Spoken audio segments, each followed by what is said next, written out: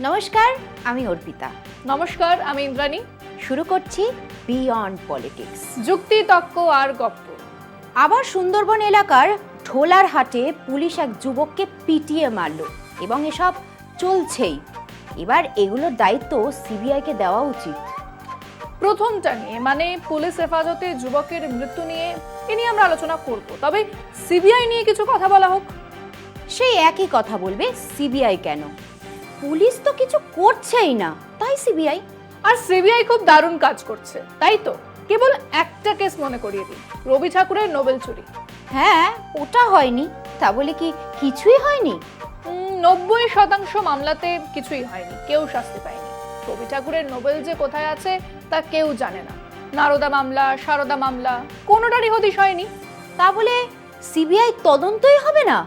Central এজেন্সিকে কাজ করতে দেওয়া হবে না? কেন হবে না? প্রথম বিষয়টা হলো ল অ্যান্ড অর্ডার।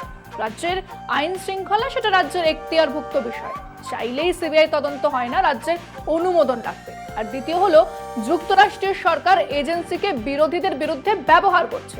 কি করে বোঝা গেল? মানে সিবিআইকে বিরোধীদের বিরুদ্ধে ব্যবহার করা হচ্ছে, সেটা কে বলল? লালকৃষ্ণ আডবাণী, অরুণ জেটলি, সুষমা স্বরাজ, এমনকি নরেন্দ্র মোদী যখন ওনারা বিরোধী ছিলেন এ কথাই বলেছিলেন। হ্যাঁ, মনে পড়েছে। সেই সময় সুপ্রিম কোর্ট বলেছিল সিবিআই সরকারের পোষা পাখি। এই তো, এই জন্য বলি চর্চা করো। এখন বিজেপি ক্ষমতায়, এখন তাদের বিরুদ্ধে একই অভিযোগ। বেশ, তো তুমিই বলো এগুলো বন্ধ করা হবে কিভাবে? আরে বাবা, নিয়ম তো আছে, নিয়ম মেনে চললেই হয়। সিবিআই মামলা করার আগে সংশ্লিষ্ট রাজ্যের কাছ থেকে অনুমতি নেবে, তবেই তো রাজনৈতিক উদ্দেশ্যে আনা অভিযোগগুলো কমবে। বাহ, বেশ বললে। রাজ্য সরকারের বিরুদ্ধে মামলা, সেটার অনুমোদন রাজ্য সরকার দেবে কেন? কারণ খুব সোজা, একটা মামলা বা অভিযোগ বহু তথ্য প্রমাণের ভিত্তিতে হয়। এত বড় এজেন্সি বা যুক্তরাষ্ট্রীয় সরকার যখন মামলা করে তাকে প্রাইমা ফেসি প্রমাণও দিতে হয়, যা আদালতে বিচারযোগ্য। এই আইন যদি থাকেই, তাহলে আটকাচ্ছে কে? মোদির সরকার। রাজ্য আগে এক ঢালাও সম্মতি দিয়ে রাখত, বছর আড়াই আগে তারা সম্মতিপত্র তুলে নিয়েছিল। এবার প্রতিটা মামলার জন্য রাজ্যের থেকে সিবিআই কে অনুমোদন নিতে হবে, যা তারা নিচ্ছে না।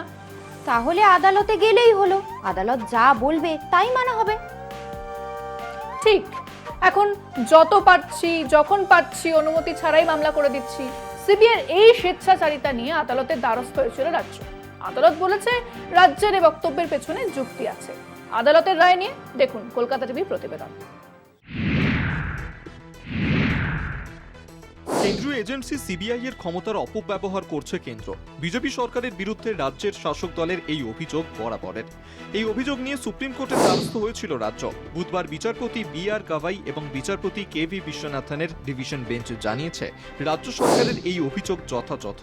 ডিভিশন বেঞ্চের পর্যবেক্ষণ, রাজ্য সরকারের এই মামলার গ্রহণযোগ্যতা রয়েছে। কেন্দ্রের দাবি, সিবিআই স্বাধীন সংস্থা, তাই মামলা গ্রহণযোগ্য নয়। কেন্দ্রের দাবি খারিজ শীর্ষ আদালতের।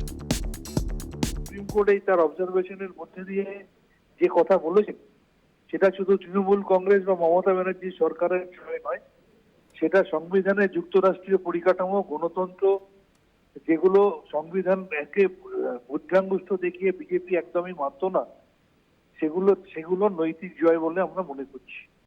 সর্বক্ষেত্রে এটা প্রযোজ্য হবে না, এটা বিশেষ ক্ষেত্রের জন্য সুপ্রিম কোর্টের এই পর্যবেক্ষণ, এটা সুপ্রিম কোর্টের রায়ও নয়।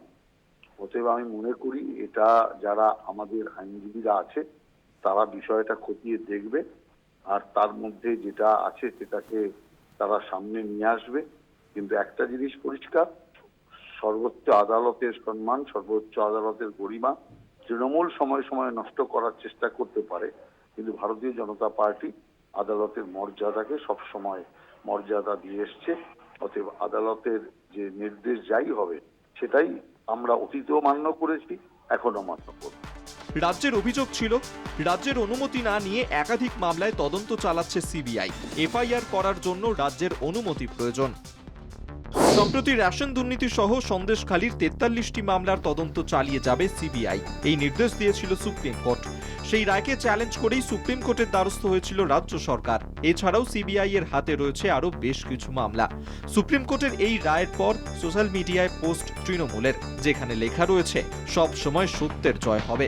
13ই আগস্ট মামলার পরবর্তী শুনানি। কলকাতা টিভি। বেশ, শুনলাম, কিন্তু এবারে বলো ঢোলার হাটে কি হয়েছে? এক যুবককে থানায় নিয়ে গিয়ে পিটিয়ে মেরে ফেলা হয়েছে। অনেকটাই সত্যি। অভিযোগ ছিল যুবককে থানায় নিয়ে গিয়ে মারধর করা হয়েছে, তবে সেই যুবক মারা গেছে জামিনের পর বাড়িতে এসে। তাতে কি পুলিশের দোষ মাফ হয়ে যায়? একেবারেই না, বরং বেড়ে যায়। ছেলেটি যদি এতটাই অসুস্থ হয়ে পড়েছিল তাহলে তাকে হাসপাতালে নিয়ে যাওয়ার কথা ছিল পুলিশের। হ্যাঁ, নিয়ে যাওয়া হয়নি এবং মারা গেছে। সত্যি কথা, এগুলো বড় সাংঘাতিক বিষয়। রক্ষকই যখন ভক্ষক হয়ে যায়, এর থেকে সাংঘাতিক আর কেউই হয় না। সরকারকে এদিকে নজর রাখতে হবে। হ্যাঁ, এটা নিয়ে গতকাল ঢোলের হাট উত্তাল হয়েছিল। সেখানে গিয়েছিলেন নওশাদ সিদ্দিকী এবং কান্তি গাঙ্গুলি। দেখুন কলকাতা টিভির প্রতিবেদন। মঙ্গলবারের পর বুধবারও উত্তপ্ত ঢোলাহাট। ঢোলাহাট থানার সামনে অবস্থান বিক্ষোভ। মৃতের পরিবারের পাশে নওশাদ, কান্তি। চোর অপবাদে গ্রেপ্তার যুবক, থানায় মারধরের অভিযোগ, মৃত্যু। মঙ্গলবার রণক্ষেত্রের চেহারা নেয় ঢোলাহাট থানা চত্বর। বুধবারও বিক্ষোভ দেখায় যুবকের পরিবার। ঢোলাহাট থানার সামনে মোতায়েন প্রচুর পুলিশ। ব্যারিকেড দিয়ে ঘেরা হয়েছে থানা চত্বর।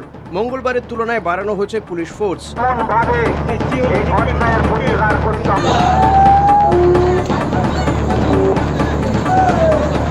দ্রুততার সঙ্গে যারা এই মৃত্যুর আসামি, যারা মার্ডার করেছে, তাদের অবিলম্বে অ্যারেস্ট করতে হবে। 2 নম্বর কথা হলো গিয়ে এই ব্যক্তির কাছ থেকে যে ঘুষ বাবদ টাকা পয়সা নিয়েছে পুলিশ অফিসার, সেই টাকা রিটার্ন দিতে হবে। আর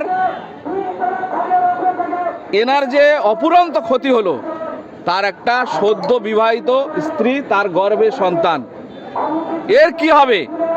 এর সম্পূর্ণ ক্ষতিপূরণ সরকারিভাবে একটা ব্যবস্থা করতে হবে। মেয়েটার একটা কাজের ব্যবস্থা হোক, উপার্জনের সরকারি কোনো একটা ব্যবস্থা করতে হবে এবং এককালীন কোনো সহযোগিতা।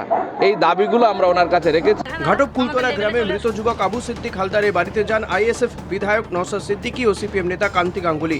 দুই নেতা পরিবারের পাশে থাকার আশ্বাস দেন। বিচারের জন্য তারা আদালতের দ্বারস্থ হয়েছেন। মৃত যুবক আবু সিদ্দিক তাদের দলের সমর্থক বলে দাবি করেন নওশাদ। ঘটনায় শাসক দলের ইন্ধনের অভিযোগ আইএসএফ বিধায়কের। যেই পুলিশের উপরে আস্থা রেখে গণপিটুনির হাত থেকে সাধারণ মানুষ যাতে বাঁচে, যার কথা বলি, সেই পুলিশ দ্বারাই আমাদের এক কর্মীকে মৃত্যুর কোলে ঢলে পড়তে হলো। মিথ্যা অভিযোগে তুলে নিয়ে গিয়ে মারধর করেছে, এমনভাবে তাকে মৃত্যুর কোলে ঢলে পড়তে হলো। তার পিতার অভিযোগ দায়ের করেছি আমরা। 2 লাখ টাকা চেয়েছে যে কেস হালকা করে দেবে। গরিব মানুষ 1,75,000 টাকা দিয়েছিল।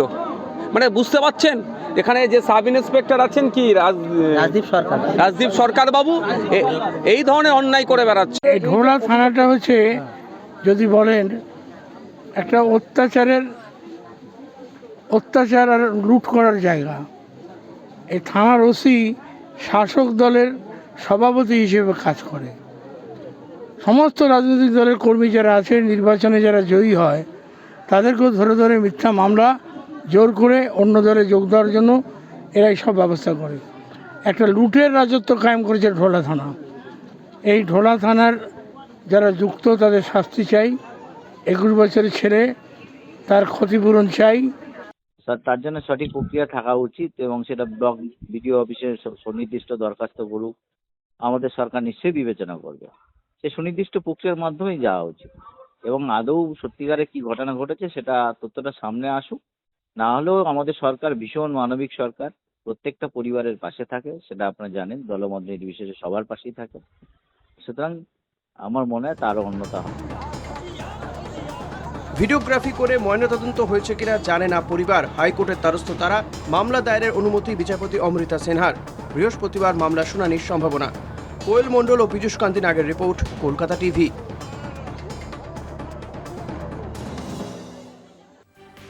বাংলা ছেড়ে এবার একটু পড়শি রাজ্যের দিকে নজর রাখা যাক। এখানে তো কিছু হলেই হোক কলরব, ওদিকে বিহারে আজ পর্যন্ত 13টা ব্রিজ ভেঙে গেল। আরে বাবা, দুর্ঘটনা নিয়ে এইসব কথা বলার কোনো মানে হয়? অ্যাক্সিডেন্ট প্রোন এরিয়া বা দুর্ঘটনা প্রবল অঞ্চল, এই বিষয়ে তুই কিছু জানিস? জানবো না কেন? যেখানে বারবার দুর্ঘটনা ঘটে সেটাই দুর্ঘটনা প্রবণ এলাকা। একেবারে 10-এ 10।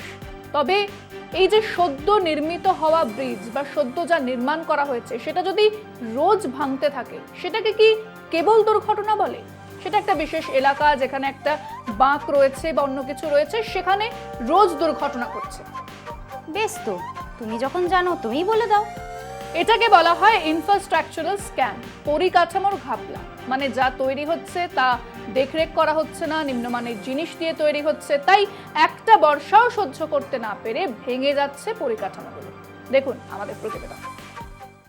ডাবল ইঞ্জিন সরকারের বিকাশ, বিহারে 3 সপ্তাহে ভাঙল 13টি ব্রিজ। বিহারের সাহারস জেলার মাহিষি গ্রামের ঘটনা। ডাবল ইঞ্জিন সরকারকে তোপ তৃণমূল কংগ্রেসের। একের পর এক সেতু ভাঙতে থাকায় অস্বস্তির মুখে বিহারের নীতিশ কুমার সরকার। চাপের মুখে মুখ্যমন্ত্রী নীতিশ কুমার ইতিমধ্যেই রাজ্যের পুরনো ব্রিজগুলির পরিস্থিতি সমীক্ষার নির্দেশ দিয়েছেন। 11 জন ইঞ্জিনিয়ারকে সাসপেন্ড করা হয়েছে ইতিমধ্যেই। কোনো ঠিকাদার দোষী সাব্যস্ত হলে নতুন সেতু নির্মাণের খরচ পুরোটাই তাকে বহন করতে হবে বলে নির্দেশও দেওয়া হয়েছে। আজ সময় শেষ, আর এ নিয়ে আরো অনেক কিছু বলা বাকি রইল। আগামীকাল আবার হাজির হব বিয়ন্ড পলিটিক্স, যুক্তি, তর্ক আর গপ্প নিয়ে। আমিও হাজির হব আমার জবাব নিয়ে। কিন্তু শেষ করার আগে বলি, আমাদের এই অনুষ্ঠানে যারা থাকতে চান 30, 40 অথবা 50 সেকেন্ডের একটা ভিডিও করে আমাদের হোয়াটসঅ্যাপ নাম্বারে পাঠিয়ে দিন, আমরা শামিল করব আপনাদেরকে। আর হ্যাঁ, ফোনটা হরাইজন্টালি কাউকে ধরতে দিন, তারপর রেকর্ড করুন, পাঠিয়ে দিন। ভিডিও যেন 50 সেকেন্ডের বেশি না হয়। আর চললাম, নমস্কার।